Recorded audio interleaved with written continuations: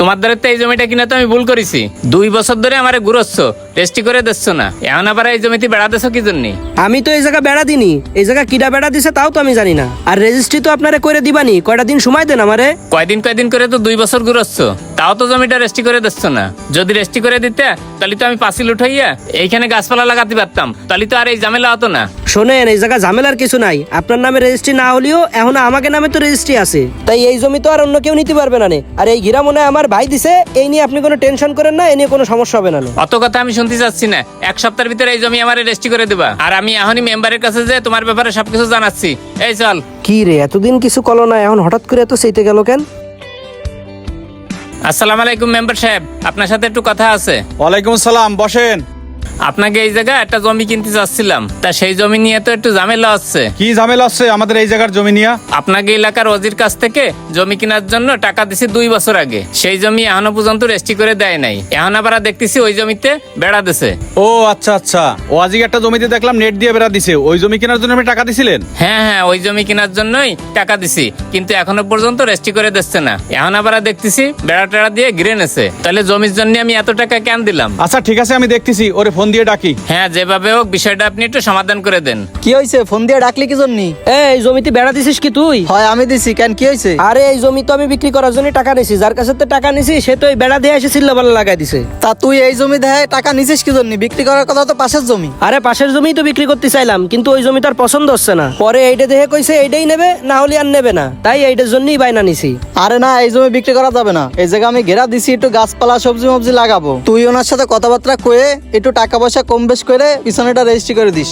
আরে এই জমির জন্য সে টাকা পয়সা দিয়ে দিছে, এখন পিছনের জমি রেজিস্ট্রি করে দিতে গেলে সে মানবে নাকি? সে মেম্বারের কাছে যায় নালিশ করেছে, মেম্বার ফোন দিয়ে ডাকতেছে, তারা যায় এখন কি কব? আরে তারে মেম্বার বানাইছি ভোট দিয়ে আমরা, সে আমাকে কথা না শুনে কি বাইরের লোকের কথা শুনবে নাকি? তুই তারে বুঝোয় ক, তাহলে সে শুনবে না। যা। আচ্ছা ঠিক আছে, যাচ্ছি, কোনো ঝামেলা হলে তারপরে দেখিস কানে।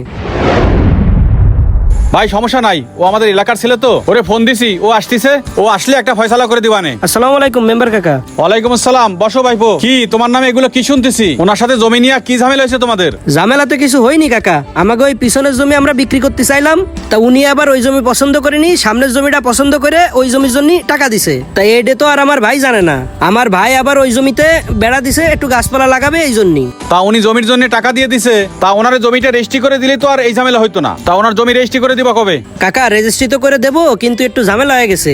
ওই যে জমিতে বেড়া দিছে ওই জমি তো আমার ভাই বিক্রি করতে চাচ্ছে না, আর ওই জমি তো ওয়ারিশ সূত্রে আমাকে 2 ভাইয়ের নামেই রয়েছে, আর ও করছে ওই পিছনের জমিটা ওনার নামে রেজিস্ট্রি করে দিতি। পিছনের জমি বলতে ওর পাশের জমিটা? হ্যাঁ, ওই পাশেরটাই, ওটা ওনারা আগে দেখাইছে, উনি দেখছে ওই জমিটা। না, আমি পিছনের জমি নেব কেন? আমি সামনের জমির জন্য টাকা দিছি, আর ওটাই আমার রেস্টি করে দেওয়া লাগবে। ভাই যেটা শুনলাম আমি, আপনাকে সামনের জমি দেওয়ার জন্যই আপনার কাছ থেকে টাকা নিছিল। এখন ওর ভাই ওই জমিটা দিতে চাচ্ছে না, এখন তো ওর কিছু করার নাই, কারণ জমি তো ওর একার না, জমি তো 2 ভাইয়ের নামে। তাহলে ওর ভাই যদি সামনের জমি বিক্রি করতে না চায়, তাহলে আমার টাকা ফেরত দিতে কান, আমি অন্য জায়গা জমি কিনবো। আরে ভাই, টাকা একবার একজনকে দিলে ওই টাকা কি আর থাকে? ওই টাকা তো খরচ করে ফেলাইছে। তাই শোনেন, আপনার ভালোর জন্যই বলতেছি, ওরা ওই পাশের জমিটা আপনাকে দিতে চাচ্ছে, ওইটাই রেজিস্ট্রি করে নেন। এখন আপনি যদি জমি ওইটাও না নেন, তাহলে কিন্তু ঝামেলা আরো বাড়বে। আচ্ছা ঠিক আছে, তাইলে ওরে কান পাশের জমিটা জানি 1 সপ্তাহের ভিতরে আমার রেজিস্ট্রি করে দেয়। ঠিক আছে, 1 সপ্তাহের ভিতরে রেজিস্ট্রি করে দিবেন, আপনি চিন্তা করেন না। আচ্ছা ভাই, তাহলে আমি গেলাম। আচ্ছা ঠিক আছে। জমি কিনতে যে এবং রেজিস্ট্রি করতে যে এই ধরনের ঝামেলায় অনেকেই পড়ে, তাই জমি কেনার ক্ষেত্রে ঠিকভাবে কথাবার্তা বলে যাচাই বাছাই করে তারপরেই লেনদেন করা উচিত।